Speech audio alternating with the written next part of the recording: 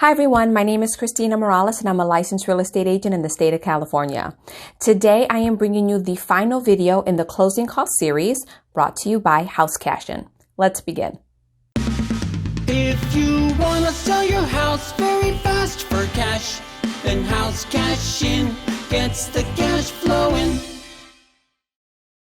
So this is video 4 in the closing cost series, and this one is going to be a summary of the series and a wrap up. So today we're going to compare closing costs across all 3 methods, as well as review and discuss some other considerations that should be contemplated before you make a decision on how you want to sell your home. So first things first, real estate commissions. So let's compare it. So first, with the real estate agent, we discussed expecting to pay anywhere between 5 to 6%. Of course, I want to have a caveat here, and that is that this is assuming someone goes with a full service brokerage. There are definitely discount brokerages out there who will charge much less. Remember that commissions are always negotiable. So this is assuming a full service brokerage and that brokerage chooses to charge between 5 and 6%. What a brokerage charges is independent of another brokerage. So really they base their commissions on their own business model and their offerings to their client. So 5 to 6% is what we use in this case because that's what I'm seeing in the marketplace right now. A for sale by owner will reduce their commissions paid because they're no longer hiring a listing agent. However, the likelihood is they're still going to pay between 2 and 3% because most likely the buyer is going to have an agent that needs to be compensated. And last but not least, the investor. Typically, investor won't have any real estate agent commissions, so you can expect not to have to pay anything. Next, we're going to look at out-of-pocket expenses. Remember, these were expenses that a seller could potentially incur either before the home goes on the market or before it actually closes. So let's take a look. So with the real estate agent, you can expect you may have to pay for some home repairs. Same with a for sale by owner. And with an investor, you won't have that concern. Staging, of course, is going to be recommended by a real estate agent if it needs to be done, and a FSBO might want to consider it as well. Remember that a staged home will typically sell for more and faster, and an investor is not going to require that. Request for repairs. It's likely you're going to get a request for repairs from the buyers who put an offer on your home, whether you sell with an agent or whether you sell as a for sale by owner. An investor is not going to do that. For point of sale inspections, if your area requires them, as a seller, you'll be expected to pay for some of those. And as a FSBO, of course, that would still remain the same. But typically, you can negotiate with the investor to take care of that cost.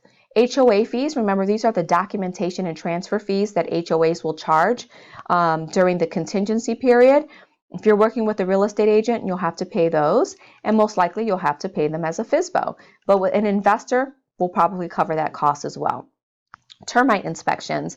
Typically the seller will pay for termite inspections. Again, remember, a lot of the stuff is negotiable. I'm just talking in general what we are seeing currently in the market, and sellers do pay for termite inspections, whether you use an agent or you are a for sale by owner. But you could probably transfer that cost to an investor.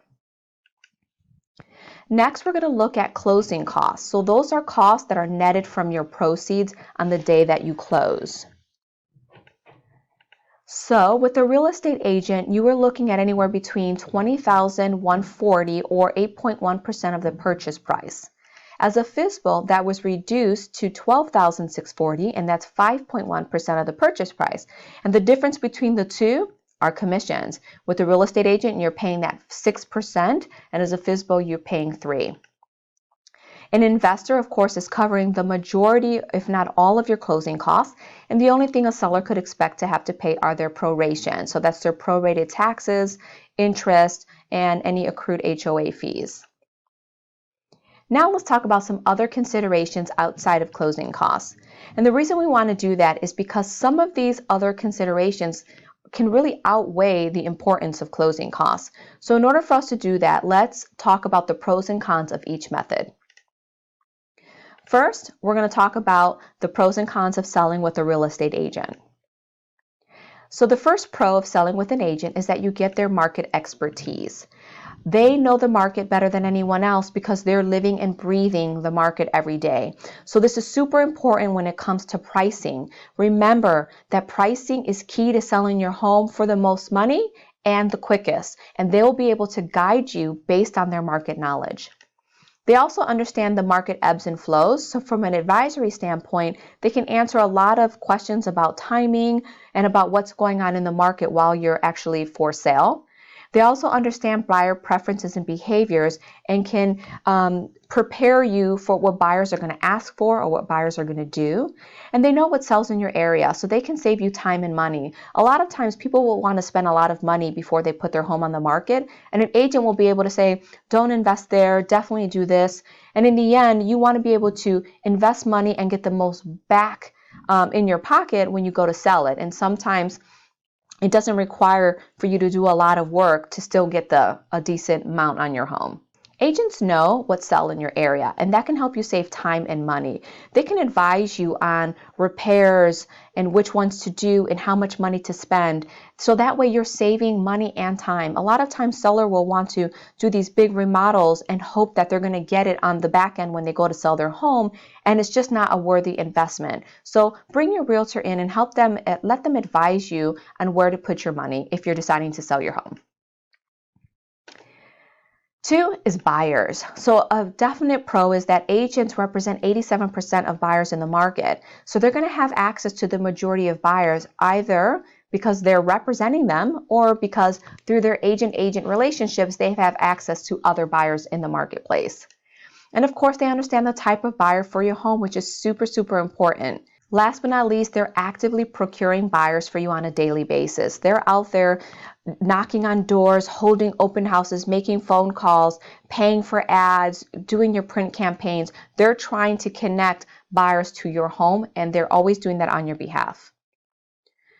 Pro 3 of working with an agent is marketing. Exposure is key, and it's an important element to getting your home sold, and all marketing costs are covered by the real estate agent. That includes photography, videography, online ads, open house events, print campaigns, and more.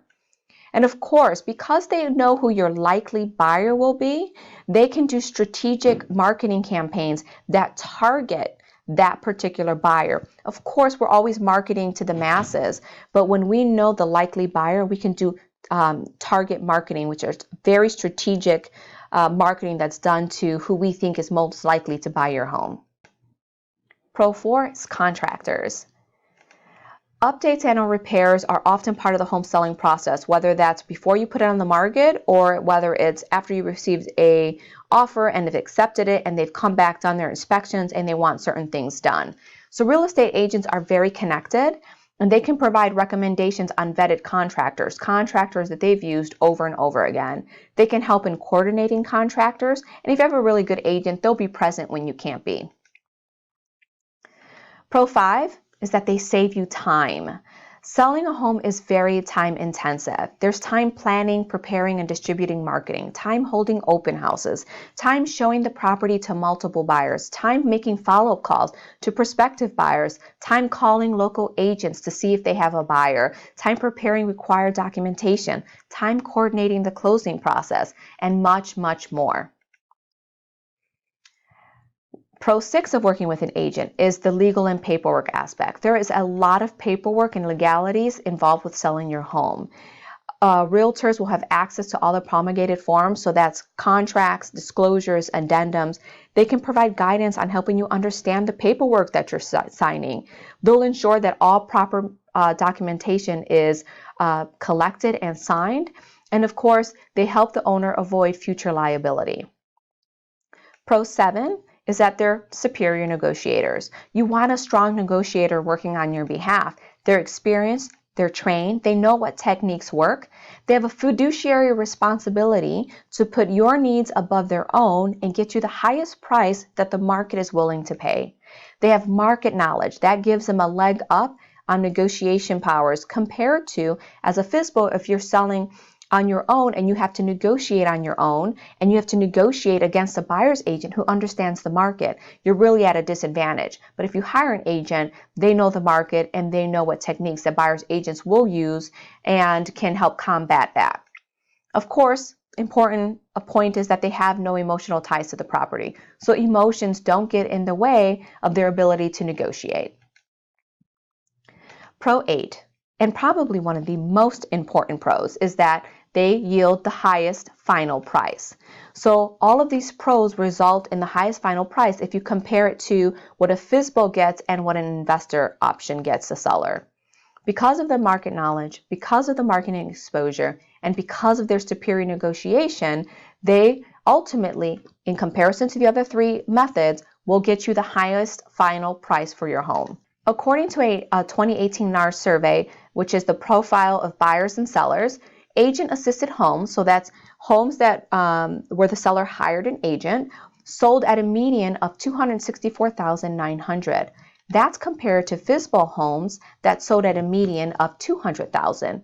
So what does that mean? That means when you hire an agent from day one, you can expect that you're going to get 32% more by using an agent versus if you sold for yourself. Con 1. Of course, the number one con is that commissions have to be paid, and commissions directly hit a seller's bottom line. They're the largest closing expense, and of course, sellers pay for both buyer and seller commissions. Now let's look at the pros and cons of selling as a for sale by owner. The number one pro is commissions. So a FSBO has the potential of saving at least one agent's commission and potentially avoiding paying any commission if the buyer that they find isn't represented by an agent. Pro 2 is time on market. According to the 2018 NAR Profile of Buyer and Sellers Research Report, FSBO's homes sold faster compared to agent-assisted sales. So for a FSBO, on average, across the country, a FSBO home sold in 1 week compared to an agent-assisted home that sold in 3 weeks. But you have to note that 73% of FSBO homes sold in less than 2 weeks, often because the homes were sold to someone that the seller knew. Con 1 is that they lose the benefits, the many benefits of selling with a realtor. And that is they lose market expertise and pricing expertise. They lose access to a majority of buyers. They have to pay for their own marketing. They don't have contractor recommendations. They don't have anyone helping them with the paperwork and understanding the legalities. They lose the negotiation skills that a realtor brings to the table. And of course, they don't save any time because they're doing all of these activities on their own. And the biggest thing is that at a higher final price is lost, because when you sell as a FSBO, statistics show that you're going to sell for at least 32% less than what a real estate agent could have gotten you. Con 2 is an unsuccessful FSBO sale. Many FSBO sellers end up using a real estate agent in the end. And what ends up happening is they get a lower final price. So for instance, on a FSBO, if you sold on your own and it was successful, you would get $200,000, right? According to what happened in 2018. If you sold right away using an agent, you could have gotten $264,900.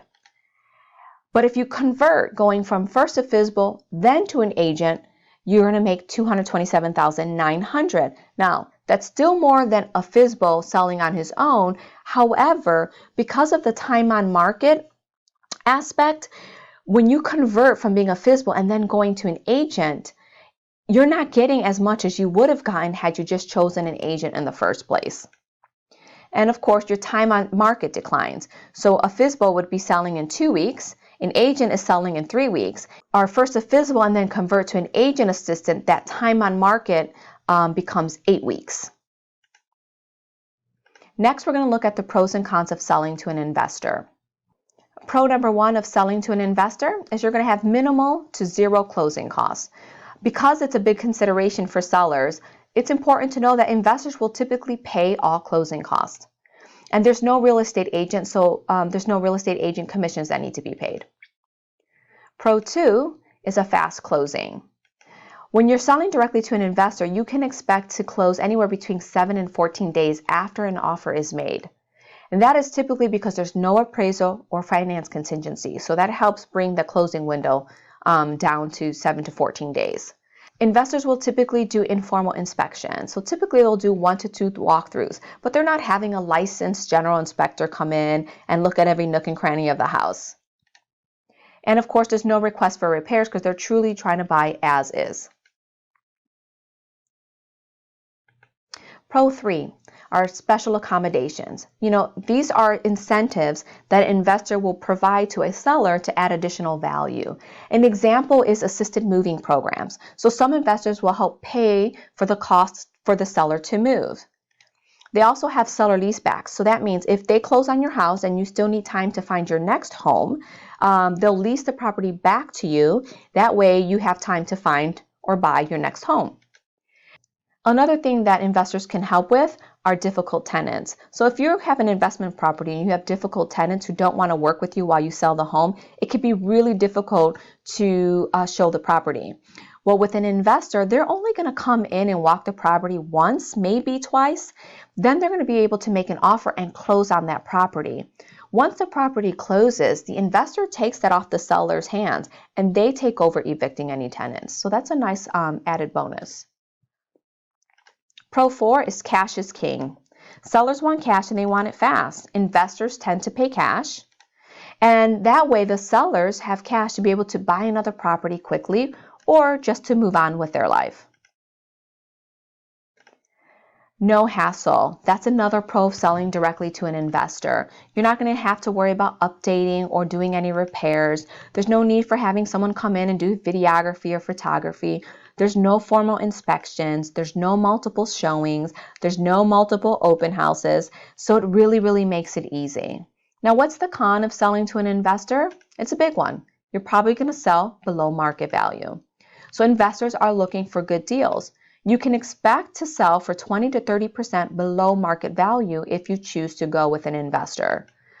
Being able to close fast for cash and without hassle does come at a price. So when you're looking at these methods of how you can sell your home, it's important to go back to what is your motivation and what are your goals. And depending on what that is, that will help you decide which option will be best when you decide to sell your home. So now we're just going to do a final review of the pros and cons.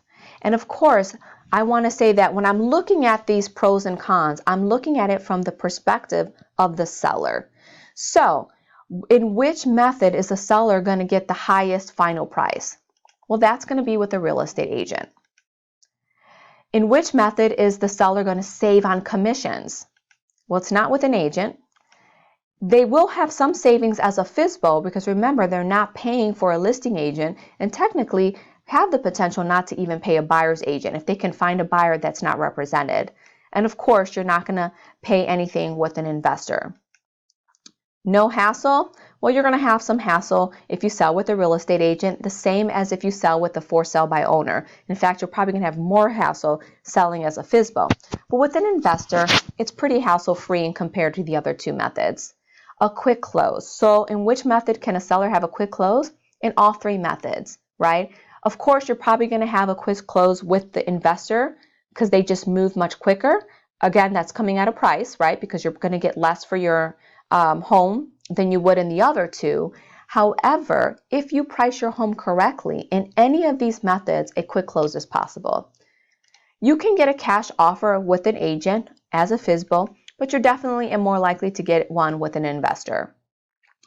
So in which method will a seller be able to leverage market expertise? That's with a real estate agent. A FSBO is not going to have the same market expertise as a real estate agent unless that FSBO is an agent themselves or have some particular training in the market. And an investor, they do have market knowledge, but it's not for the benefit of the seller. Marketing. Agents, of course, are going to be paying for the marketing costs and taking care of all of the marketing campaigns. A FSBO is not going to have that luxury. They're going to have to do that on their own. And with an investor, it's just not applicable. Access to buyers. Real estate agents, of course, you're going to have access to a ton of buyers.